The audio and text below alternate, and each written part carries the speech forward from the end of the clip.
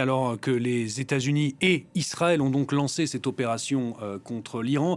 La réplique iranienne a également débuté. On va prendre la direction de Jérusalem où nous attend notre correspondante pour France 24, Noga Tarnopolski. Bonjour Noga. Noga, vous vous trouvez donc, je le disais, à Jérusalem. Quelle est la situation sur place? Est-ce que la réplique iranienne à ces frappes a débuté là où vous vous trouvez? Oui, Antoine, bonjour. Absolument, absolument. Vous avez raté par des petites secondes les sirènes et les immenses booms qu'on entend lors des interceptions israéliennes des missiles iraniens qui sont visés en ce moment presque sur tout le pays d'Israël, sur tout sauf la pointe sud qui est à côté de Gaza, en fait. Mais à part ça, le pays entier en ce moment se trouve dans des abris contre bombes et une immense tension, je dirais. On attend de plus en plus de sirènes à n'importe quel moment. Noga, il y a Benjamin Netanyahou, le Premier ministre israélien, s'est également exprimé. Hein. Il a pris la parole il y a quelques dizaines de minutes à peine. Hein. Oui, et c'était une déclaration étrange où il a quasiment fait un écho à la déclaration de Trump, parlant en grandes phrases d'un moment de destin pour le peuple d'Iran, un moment où c'est à eux de prendre leur destin dans leurs mains, également comme l'a dit Trump. Mais il faut le dire, il a très peu dit aux Israéliens. Il a très peu dit aux Israéliens qui n'ont pas toujours retrouvé leur logement depuis l'autre guerre contre l'Iran en juin, qui a laissé pas mal de dégâts ici en Israël. Et ça suscite des réactions assez tendues, nerveuses et préoccupées, je dirais, ici en Israël. C'était une déclaration très rare pour un dirigeant israélien qui se dirige vers son peuple. Vous restez avec nous, Norga Tarnopolski, alors qu'en plateau nous a rejoint notre correspondante également à Jérusalem qui, pour l'heure, est ici à Paris avec nous, Claire Duhamel. Bonjour Claire. Bonjour. Merci de nous rejoindre avec nous en plateau. On a donc vu cette prise de parole de Benjamin Netanyahou, on l'écoutera dans quelques instants. Benjamin Netanyahou qui est donc resté sur sa position, sa rhétorique qu'il développe maintenant depuis des années. Il ne faut pas que l'Iran se dote de l'arme atomique. C'était le cœur de sa prise de parole. Hein. Oui, très clairement, les Israéliens, depuis des semaines, répètent les mêmes choses. Il s'agit, le cœur du sujet pour les Israéliens, c'est bien le nucléaire iranien. En fait, tout simplement, les Israéliens ne peuvent pas se permettre qu'il y ait le risque que l'Iran se dote d'une arme nucléaire. Et c'est, en quelque sorte, ce qui se passe, c'est aussi l'aboutissement stratégique de décennies de planification par les Israéliens. Ça fait des semaines qu'on suit la situation au quotidien et que, vu d'Israël, eh bien, une attaque américaine semblait imminente. Il semblerait donc que les Israéliens étaient aussi à l'origine de cette attaque. Il était 8h15 ce matin lorsque tout cela a commencé. Désormais, on sait que c'est une attaque contre l'Iran jointe entre les États-Unis et Israël. Et ce qui est certain, c'est que Israël se préparait à la riposte iranienne depuis des semaines. L'état d'urgence a été déclaré en Israël à partir de 8h ce matin, en heure locale, encore une fois. Les civils ont indication de rester à proximité des abris, interdiction des rassemblements, interdiction des écoles et les entreprises vont rester fermées dans les prochains jours. L'espace aérien est aussi totalement fermé. Les frontières terrestres néanmoins restent ouvertes. Mais voilà, donc les Israéliens connaissaient le risque et s'y préparaient. Et pour l'instant, eh bien, en tout cas, c'est la situation qu'on a. Et puis notre correspondante Noga Tarnopolski nous explique en temps et en heure ce qui se passe sur le terrain. Et justement, pour corroborer vos propos, Claire, on a cette déclaration de l'armée israélienne qui nous est parvenue il y a peu, qui nous confirme ce que vous disiez, que Israël planifiait cette frappe contre l'Iran depuis des mois. Est-ce qu'il n'y avait pas également ces attaques n'avaient pas été préparées aussi avec ce qu'on a qualifié de cette guerre de 12 jours, justement, affaiblir les proxys de l'Iran pour ensuite permettre cette frappe directe contre le régime ? Alors pendant la guerre des 12 jours, c'était au-delà des proxys, puisque c'était directement sur le territoire iranien. Les proxys, c'est plutôt toutes les guerres qui se jouent en Israël depuis les attaques terroristes du 7 octobre 2023. Vu d'Israël, la guerre des 12 jours, elle a en quelque sorte préparé le terrain. C'est comme ça que c'est perçu par plusieurs officiels israéliens, puisque pendant la guerre des 12 jours, il y avait eu une trentaine de morts côté israélien. La preuve de la suprématie israélienne dans les airs iranien, la preuve de la force de son système de défense anti-aérien et des frappes américaines, notamment sur des sites nucléaires iraniens. Désormais, ce que veulent les Israéliens, et ça a été dit très clairement dans le discours de Benjamin Netanyahou, c'est un changement de régime en Iran. C'est aussi ce que veut une majorité de la population israélienne. Alors, est-ce que c'est réellement réaliste et est-ce que c'est aussi ce que veulent les États-Unis? Pour l'instant, il est très certainement trop tôt pour le dire, mais il faut bien garder ces éléments en tête pour comprendre ce qui se joue ce matin au Proche-Orient. Restez avec nous, Claire Gauthier-Rebinski. Benjamin Netanyahou qui a également appelé à l'unité des Israéliens qui s'attendent donc, on l'imagine, à une réplique également forte de l'Iran. Oui, parce que, si vous voulez, avec l'Iran et puis d'autres qui ont pu menacer par le passé, d'autres pays qui ont pu menacer Israël, il y a quelque chose qui n'est pas supportable pour l'État hébreu, c'est ne serait-ce, je dirais, que la menace. Certains ont pu dire, quand c'était Mahmoud Ahmadinejad qui était président d'Iran, oui, il menace Israël, mais il ne le fera pas. Eh bien, même une menace, c'est insupportable. Imaginez que vous soyez sous la menace en permanence, un chef d'État qui dit « Oh ben, je vous rayerai bien de la carte ». Quand en plus vous vous adressez à des gens qui sont issus d'une tentative, d'un génocide ou d'une tentative d'extermination totale, vous voyez ce que ça peut donner. Et donc, d'où ce discours d'empathie vis-à-vis d'une opposition iranienne. Et ce discours, il n'y a pas que Netanyahou qui le tient. Parfois, Trump aussi, ce qui est assez étranger dans leur pratique oratoire. Simplement, vous avez vu la dernière fois, quand il y a eu donc ces manifestations sanglantes, on en est à 50 000, 60 000 morts, qu'a fait Trump? Il dit « Tenez bon, on arrive ». Ah oui, ceux qui ne sont pas morts dans ces manifestations, ils attendent toujours l'arrivée de Trump. Donc le problème, c'est que pour Netanyahou, c'est peut-être différent un peu, et encore. Mais pour Trump, ce n'est qu'un argument de campagne. Ce n'est qu'une façon de vendre l'action américaine, de dire, vous voyez, on est pour la démocratie, puisqu'on aimerait que ce peuple iranien, enfin, puisse être libre. Alors là, tout le monde se dit, oui, pourquoi pas, c'est une bonne façon de justifier une intervention. Mais là, en l'occurrence, quand les Américains parlent de frappe ciblée, qu'est-ce que ça veut dire? Est-ce que ça veut dire frapper justement la colonne hiérarchique du pouvoir iranien, auquel cas elle est en train de se reconstituer par un double? Ou bien est-ce que c'est viser au fur et à mesure des installations nucléaires et quelque chose qui se reporterait dans 1 mois, 2 mois, comme on l'a vu précédemment. Vous restez avec nous, Gauthier. On va retrouver notre correspondante à Jérusalem, Noga Tarnopolski. Noga, on vient de l'évoquer ici en plateau, l'appel à l'unité de Benjamin Netanyahou qui, sur la réponse israélienne vis-à-vis de l'Iran, peut compter sur le soutien de la population israélienne. Je dirais que c'est pas sûr. En fait, les Israéliens sont fatigués après presque 2 ans et demi de guerre et ils s'attendaient à une attaque américaine et des possibles répliques iraniennes contre l'Israël, mais pas nécessairement à ce qu'on a vu ce matin que, en fait, de quoi se vantait le Premier ministre israélien? De ses liens avec Donald Trump, de la proximité de cette organisation anti-iranienne israélo-américaine. Et je ne sais pas si, là vous entendez déjà les sirènes de nouveau, on va attendre les booms des interceptions, mais je ne suis pas sûre que les Israéliens vont suivre Netanyahou pendant de longs jours ou de longues semaines même, si ça devient une guerre régionale avec le but de cibler la dirigeance iranienne et les Israéliens ne comprennent pas très bien à quoi ça leur sert. Netanyahou aussi, il faut le dire, est un Premier ministre pas très populaire entre son peuple, qui devient de plus en plus autoritaire, qui a suscité des grandes manifs, des protestes contre lui, et je ne crois pas que sa position est 100% sûre.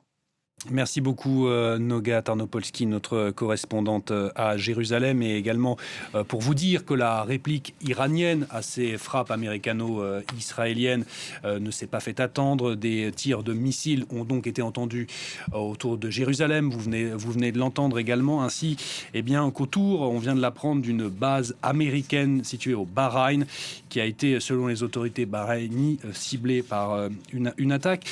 Claire Duhamel est toujours avec nous en plateau, notre correspondante à Jérusalem, ici à Paris. Donc, Noga Tarnopolsky nous disait Benjamin Netanyahou n'était pas si populaire que ça. Est-ce que c'est vraiment le cas, Claire ? Je dirais que la société israélienne, comme sur beaucoup de sujets, est extrêmement divisée, et Benjamin Netanyahou est à la fois adoré par une partie de la population qui le soutient dans toutes ses opérations militaires, et honni d'une autre partie de la population qui, à l'inverse, est bien plus inquiète, bien plus critique. Il y a un sondage qui est sorti sur la chaîne 12 la semaine dernière qui estimait que 59% des Israéliens environ soutenaient l'idée d'une attaque américaine sur l'Iran. Mais là, il y a une distinction que Noga a très bien établie, puisque cette attaque qu'on a vue ce matin, elle a en tout cas été au début initiée par les Israéliens. Et en ce sens, eh bien évidemment, l'opinion publique israélienne va sans doute réagir de façon un petit peu différente. Mais grosso modo, lorsque Israël est en guerre et lorsque la menace est directe et que les Israéliens le voient de façon très concrète, les Israéliens montrent une image unie derrière leur Premier ministre. Ça se voit aussi au niveau politique, où bien souvent il y a un gouvernement d'unité. Est-ce que ça va être le cas aujourd'hui ? Pour l'instant, trop tôt pour le dire, mais en tout cas, voilà, grosso modo, c'est ce qu'on peut en comprendre d'un point de vue politique en Israël. Est-ce que, Gauthier Rybinski, les Israéliens ont tiré les États-Unis dans ces frappes contre l'Iran ? Alors, la peur des gouvernements israéliens, et pas uniquement celui de Benjamin Netanyahou, je pense, c'est toujours évidemment qu'il y a un découplage entre les deux, et que quand on est avec un Donald Trump au pouvoir à Washington, on a aussi peur qu'il y ait, à travers l'appât du gain, à travers cet amour inconsidéré pour le deal, pour l'arrangement, pour le contrat, eh bien qu'il y ait une séparation. Et c'est la raison pour laquelle, bien sûr, que Netanyahou a travaillé beaucoup avec Trump pour justement l'arrimer dans ce camp. Vous avez remarqué aussi qu'il y a eu, dans le discours de Netanyahou, juste cette dernière semaine, ou ces juste derniers jours, il y avait quelque chose de beaucoup plus concret qui consistait à dire ce que nous voulons, c'est que les capacités d'enrichissement iraniennes disparaissent totalement d'Iran. Mais, et c'est là que je rejoins ce que disait Claire, le discours de Netanyahou, lorsqu'il parle de la grande civilisation iranienne et de la nécessité de sauver les Iraniens de la dictature, au fond des mollahs, c'est probablement plus un discours à destination d'Israël et de ceux qui, comme on disait tout à l'heure, peuvent en avoir ras-le-bol de ce gouvernement, de ses menées guerrières et de son association avec Donald Trump. Et que dans ce cas-là, ça donne quelque chose effectivement de très nouveau chez Netanyahou lorsqu'il parle non seulement de défendre les Iraniens, mais d'illustrer la grande civilisation perse. Il remonte dans l'histoire parfois à des données et à des époques assez effarantes. Claire Duhamel, vous vouliez rajouter quelque chose ? Non, pas particulièrement. Non, pas particulièrement en tout cas. Donc Gauthier, le but en tout cas affiché par Donald Trump, on l'a entendu au début de cette édition spéciale, il l'a dit, il voulait frapper les capacités militaires, notamment de fabrication de missiles balistiques de l'Iran, mais également frapper le régime en lui-même. Alors d'ailleurs, les autorités iraniennes ont rapidement dit que le président Pezeshkian, lui, était en sécurité. On ne sait pas pour l'heure ce qu'il en est du guide suprême, mais c'est le but de cette opération, c'est de faire tomber le régime ? Mystère. Parce que si on suit les discours dont on vient de parler, oui, il faut aller jusqu'au bout. D'autant que, c'est ce que nous disions tout à l'heure, s'il y a une finalité à tout ça, c'est bien le fait que le régime iranien, qui est un régime mollah, une théocratie coercitive, se retrouve à la tête d'un arsenal nucléaire. Encore une fois, si l'Iran devenait un régime démocratique, cette question ne serait pas aussi grave. Je ne dis pas que tous les problèmes seraient aplanis, mais on aurait affaire à une nation voulant se doter de l'arme nucléaire, ce qui poserait problème dans l'élargissement du parc et du club des nations qui le possèdent, mais ça ne serait pas quelque chose de dramatique et immédiatement néfaste. Simplement, la nature du régime l'en empêche. Est-ce que là, il y a la volonté d'aller jusqu'au bout ? Je ne sais pas. Je ne sais pas, c'est pas certain. Il y a cette volonté, en tout cas, de jouer de cet argument quand il le faut, mais aller jusqu'au bout, ça n'est pas certain. D'autant que, et ça nous l'avions signalé, face à la menace, vous parliez du président Pezeshkian qui, manifestement, à mon sens, est en train d'être mis sur la touche. Quasiment. Vous savez bien qu'il y a toujours cette dualité chez les présidents, il y en a eu avec d'autres qui étaient encore plus manifestes, plus patentes, c'est on les accuse d'être parfois finalement les agents du réformisme, les agents d'une forme de libéralisme, et dans les situations difficiles, on les met de côté, quitte à bâtir une hiérarchie parallèle, et c'est ce que semble faire Harry Larijani au nom du Conseil de sécurité de la Nation, de bâtir une hiérarchie secondaire qui serait capable de prendre la relève dans le cas où l'actuel serait en quelque sorte décapité ou décimé par l'action militaire israélo-américaine. En tout cas, les bombardements iraniens, la réplique iranienne à cette opération américano-israélienne sur l'Iran continue. Des explosions sont toujours entendues dans le ciel de Jérusalem. On l'apprend à l'instant. Claire Duhamel, est-ce que justement le Benjamin Netanyahou et plus largement la classe politique israélienne se satisferait d'un changement de régime iranien ? C'est le but primordial ? C'est en tout cas ce que disent plusieurs responsables israéliens depuis des semaines. Ce serait vu comme l'aboutissement des guerres que mène Israël depuis le 7 octobre 2023, comme la continuité logique de la guerre des 12 jours de juin 2025. Alors, est-ce que cela est réellement réaliste ? Pour l'instant, encore une fois, on ne peut pas le dire avec beaucoup de précision, mais on a bien vu ces dernières semaines, en suivant la façon dont les préparatifs américains avaient lieu au Proche-Orient avec des déplacements militaires massifs, on a bien vu qu'il y avait comme un objectif qui pouvait être différent entre les États-Unis et entre Israël. Et Israël disait clairement que le but, c'est un changement de régime, qu'il faut détruire le programme de missiles balistiques iranien et empêcher l'Iran de se doter de l'arme nucléaire, tandis que les États-Unis étaient moins clairs dans leur rhétorique, moins clairs dans leurs déclarations.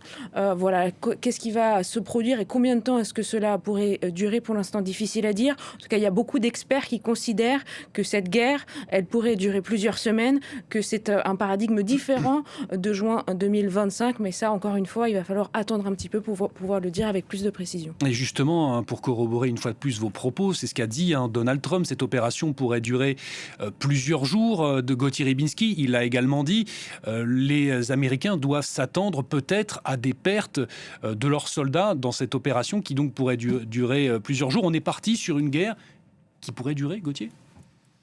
Je suis bien en peine pour répondre parce que tout dépend de l'intérêt qui se dégage des combats. Et vous savez que les combats, finalement, peuvent susciter ou inviter à des réflexions qui varient très vite en fonction de ce combat. Regardez ce qui s'est passé, par exemple, non pas en juin 2025, mais la fois précédente, où il y avait eu frappe par des Américains et des Israéliens, mais où, en fait, tous les sites sensibles avaient été communiqués aux Iraniens, lesquels, quand ils ont riposté, ont bien pris soin de ne pas commettre trop de dégâts. Alors, ça, c'est vu comme une forme d'humiliation, d'ailleurs, pour le régime iranien, qui avait prévenu, d'une certaine manière, de cette réplique. Exactement, qui avait prévenu de cette réplique, et humiliation surtout aussi pour les civils, parce qu'on leur met la pression et la panique au cœur et aux tripes, et en même temps on dit non, finalement on s'était arrangé, il n'y aura rien de grave, soyez tranquilles. Bon. Est-ce que là, il y a quelque chose de cet ordre-là ? Non, là, il y a la volonté de détruire un certain nombre d'équipements, avec probablement dans l'idée que ce régime des mollahs, s'il n'avait plus du tout ou très peu de moyens de résister non seulement à cette attaque, mais aussi de poursuivre son programme nucléaire, eh bien dans ce cas-là, il serait sérieusement handicapé pour la suite. D'où l'idée aussi, et ça il faut voir dans quelle mesure ça n'est pas quelque chose qui est concerté avec les États-Unis, d'une deuxième hiérarchie dont je parlais, d'une hiérarchie parallèle, qui elle reprendrait les affaires en cours. Après tout, n'a-t-on pas vu quelque chose qui ressemble à ça au Venezuela ? Donc, pour sauver aussi une partie du régime, il y aurait au fond cette double nomenclature dont l'une servirait à mettre de côté les plus durs aujourd'hui et trouver un arrangement avec les États-Unis, avec toujours ce point sur lequel les Iraniens sont intraitables, c'est la question balistique. Autant on a pu voir ces derniers temps qu'il y avait une volonté de réduire au maximum tout ce qui était de l'ordre des matières enrichies, d'uranium enrichi, pour satisfaire ou complaire aux exigences américaines, autant sur les balistiques, on ne cède pas. Gauthier, vous restez avec nous. Claire, je vous remercie. Merci à vous d'avoir participé à cette édition spéciale.